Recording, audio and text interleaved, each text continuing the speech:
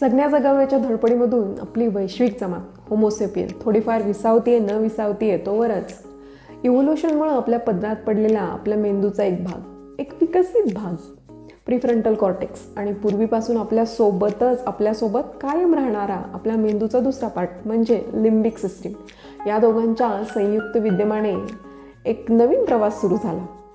Quest of हॅपीनेसचा, सुखाचे शोधाचा प्रवास. मग म्हटलं सायकोलॉजीमध्ये सांगितलेला आणि मला माहीत असलेला आनंदाचा फॉर्म्युला आज डिस्क्लोज करूनच टाकावा. तर तो आहे H=S+C+V. H म्हणजे अर्थातच हॅपीनेस, S म्हणजे सेट पॉईंट्स, म्हणजे तुमच्यामध्ये तुमच्या जीन्समधून आलेली आनंदी राहण्याची वृत्ती. हॅपीनेसचा ॲटिट्यूड, अर्थातच हे आनंद सगळ्यांनाच मिळत नाही, पण हरकत नाही. आनंद मिळवण्याच्या प्रोसेसमधले 50% शेअर अजूनही आपल्या हातात आहेत.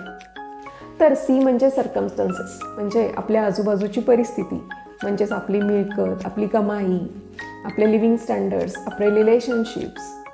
आणि सगळ्यात महत्त्वाचा पार्ट येतो तो म्हणजे V, आपल्या व्हॉलंटरी ॲक्शन्स, आनंद मिळवण्याच्या प्रोसेसमध्ये आपण टाकलेले एफर्ट्स.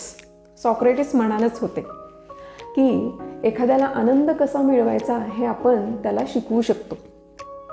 पण मंडळी, आनंद ही व्यक्तिसापेक्ष, समाजसापेक्ष आणि अपेक्षासापेक्ष गोष्ट आहे असं नाही वाटत तुम्हाला?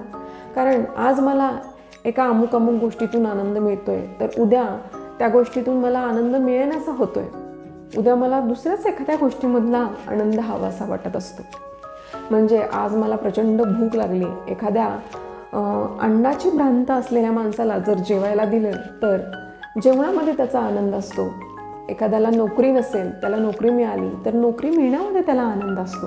असा आनंद हा व्यक्तिसापेक्ष बदलत गेलेला आपल्याला दिसतो. किंवा समाजानं आखलेल्या मूल्यांनुसार एखाद्याला यश मिळालं तर ह्या समाजाच्या नजरेमध्ये तो यशस्वी झाल्यामुळं त्याला त्या गोष्टीमध्ये आनंद वाटत असतो. किंवा एखाद्याची अमुक अपेक्षा पूर्ण झाल्यानंतर अपेक्षा पूर्तीमुळे झालेला आनंद त्याला असू शकतो. मित्र हो, नीट ऑब्झर्व केल्यानंतर एक गोष्ट आपल्या लक्षात येईल की एखादी गोष्ट किंवा गोल मिळवण्यामध्ये आनंद नसून ती गोष्ट किंवा गोल मिळवण्याच्या प्रोसेसमध्ये आनंद आहे. म्हणून श्रीकृष्णाने सांगून दिलंय, कर्मण्येवाधिकारस्ते मा फलेषु कदाचन मा कर्मफल हेतुर्भिः मा ते संगोस्त्व कर्मणी. म्हणजे एखादी गोष्ट करत राहणं हे तुझ्या हातात आहे. ती गोष्ट करताना फळाची अपेक्षा तू करू नकोस, किंवा एखादी गोष्ट तुझ्यामुळं झाली आहे असं तू म्हणू नकोस, किंवा ती गोष्ट मी करणार नाही असंही तू करू नकोस. म्हणजे यामध्ये श्रीकृष्णाने काय सांगितलंय की तुम्ही तुमच्या गोलपासून स्वतःला डिटॅच करा. म्हणजे समोर गोल ठेवा, अर्थातच गोल ठेवल्याशिवाय आपण मार्गक्रमण करू शकणार नाही, पण ते गोल मला अचीव झालंच पाहिजे असा अट्टाहास करू नका.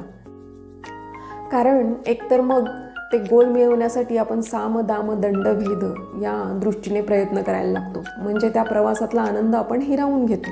किंवा ते गोल आपण अनेक प्रकारांनी प्रयत्न करून सुद्धा नाही मिळालं तर मग आपण आपल्याला अयशस्वी समजायला लागतो. मग हा जो येणारा स्ट्रेस आहे तो थांबवण्यासाठी कर्मफलाची अपेक्षा न करता काम करत राहणं योग्य आहे. किंवा कधी अशीही परिस्थिती निर्माण होते की आपण खूप कष्ट करत असतो, अथक परिश्रम घेत असतो, परंतु ती गोष्ट अचीव करताना आपल्याला बऱ्याच अडचणी येत असतात. तेव्हा आपण गिवअप करू नये किंवा ती कामं पुढं ढकलू नये. यासाठी श्रीकृष्ण म्हणतात की मी कामच करणार नाही अशी वृत्ती तू तुझ्याजवळ बाळगू नकोस. सुख, आनंद आपण वस्तूंमध्ये, पैशांमध्ये शोधतो. म्हणूनच एखाद्याला आपण सुखवस्तू माणूस आहे किंवा सुखवस्तू घर आहे असं म्हणतो. म्हणजे त्याच्या घरामध्ये आराम देणाऱ्या, सुख देणाऱ्या बऱ्याच साऱ्या वस्तू अवेलेबल असतात. पण त्या सगळ्या वस्तू एखाद्या ठराविक लिमिटपर्यंतच आपल्याला सुख देऊ शकतात. पैसासुद्धा आपल्या बेसिक गरजा, एज्युकेशन, थोड्याफार प्रमाणामध्ये सुखचैनीच्या गोष्टी देण्यापर्यंतच तो आपल्याला आनंद देऊ शकतो. त्यानंतर मिळणारा पैसा आपल्याला आनंद देऊ शकत नाही. जो पैसा उद्योगधंदे निर्माण करतो, बेरोजगारांना रोजगार देतो, लोकांचं भलं करण्यासाठी वापरला जातो, खरं तर तोच पैसा आनंद निर्माण करू शकतो. तेव्हा कळतं आनंद देण्यामध्ये आहे. पण पैशाच्या बाबतीतली अजून एक गोष्ट मात्र खरी आहे. जोपर्यंत आपण बऱ्यापैकी पैसे मिळवत नाही तोपर्यंत आपल्याला कोणी सिरियसली घेत नाही. पण या पैशामधून किंवा या वस्तूमधून मिळणारा आनंद हा कायमस्वरूपी मिळणारा आनंद नसतो. त्याला अप्रूप ओसरण्याचा शाप असतो. प्लेजर ॲज अ कर्स ऑफ अ सटायटी. म्हणजे बघा ना, एखादा दिवस आराम असेल तर ठीक असतं, तर एखाद्या दिवसाचं 2 दिवस झाले किंवा 2 आठवडे झाले तर तो आरामसुद्धा आपल्याला नकोसा वाटायला लागतो. पूर्वी आपल्याला वर्षातून 2दा किंवा हार्डली 3दा कपडे मिळायचे, पण त्यावेळेचा आनंद आज आपण जे काही कपडे खरेदी करतो त्यावेळी मिळणाऱ्या आनंदापेक्षा कितीतरी पटींनी जास्त होता. किंबहुना आत्ता जे आपण कपडे खरेदी करतो किंवा एखादी वस्तू खरेदी करतो त्यामध्ये आपल्याला आनंदच मिळत नाही. यालाच आनंदाचं अप्रूप ओसरणं म्हणतात किंवा यालाच law of diminishing marginal utility असंही म्हणतात. WHO आनंदी राहण्याचे काही ठोकताळे दिलेले आहेत. म्हणजे एखादा माणूस आनंदी केव्हा राहू शकतो, तर त्यातली पहिली गोष्ट येते ती म्हणजे त्याच्या बेसिक गरजा पूर्ण झालेल्या असल्या पाहिजेत. म्हणजे अन्न, वस्त्र, निवारा. दुसरी गोष्ट म्हणजे त्याच्या हाताला काम असायला हवं, उद्योगधंदा असायला हवा. तिसरी गोष्ट म्हणजे त्याच्या आजूबाजूची नातीही चांगली असायला हवीत. नाहीतर वेल फर्निश्ड घरात सुद्धा रोज भांडणतंटा असेल तर जीव घुसमटायला होईल. मग शेवटी असं वाटायला लागतं की खरंच जीवन जगताना यश, आनंद, सुख या सगळ्या गोष्टी इतक्या महत्त्वाच्या आहेत का?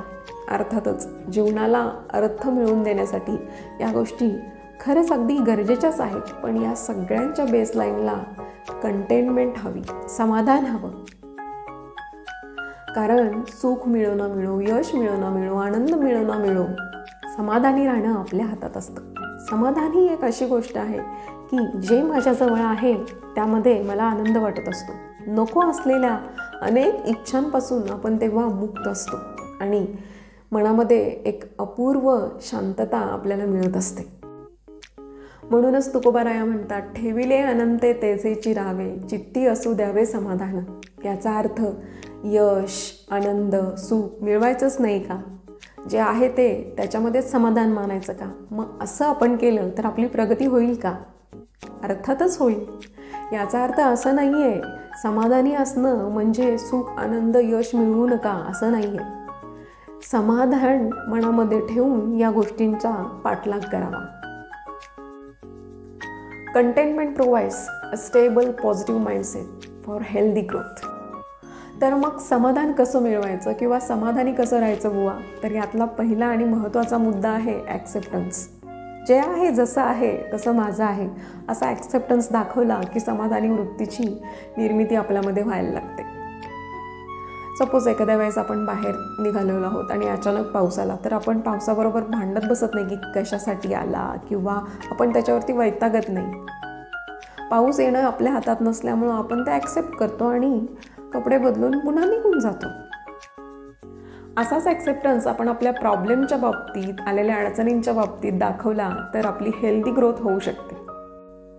ॲक्सेप्टन्सचा सायकोलॉजिकल किंवा सायंटिफिक सिग्निफिकन्स काय माहिती का?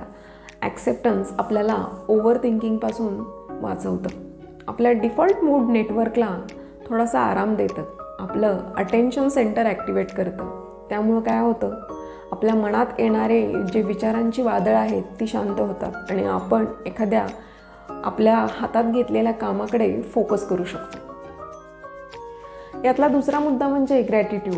म्हणजे आपल्याकडे जे काही आहे त्याबद्दल कृतज्ञता बाळगणं.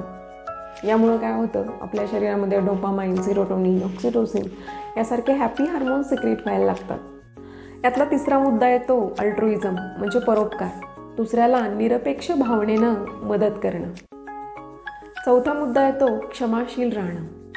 म्हणजे एखाद्याला माफ करून टाकणं, त्यानं केलेल्या चुकीबद्दल क्षमा करून देणं.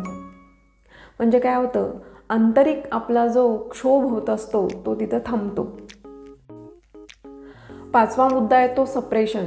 आयुर्वेदामध्ये काही धारणीय वेग सांगितलेले आहेत. म्हणजे राग, लोभ, ईर्ष्या, मद, मत्सर हे जे काही वेग येतात, ह्या भावना माणसामध्ये निर्माण होतात. त्याचं सप्रेशन जेव्हा माणूस करतो, त्याचं दमन करतो, तेव्हा समाधानाची वृत्ती त्याच्यामध्ये निर्माण होताना दिसते. यातला 6 पॉईंट आहे अपेक्षा कमीत कमी ठेवणं. इतरांकडून अपेक्षा कमी ठेवल्या म्हणजे आपल्याला दुःख होत नाही. यातला शेवटचा मुद्दा म्हणजे जीवनाकडे पाहण्याची विनोदी वृत्ती आत्मसात करणं. विनोद तुमच्या जीवनामध्ये सुसंगती निर्माण करणार नाही, परंतु तुमच्या जीवनातली विसंगती सुसह्य करायला तुम्हाला मदत करेल. चित्ती असू द्यावे समाधान. If you found this video helpful, then please like, share and subscribe to Dr. Snehal's Insight. Thank you.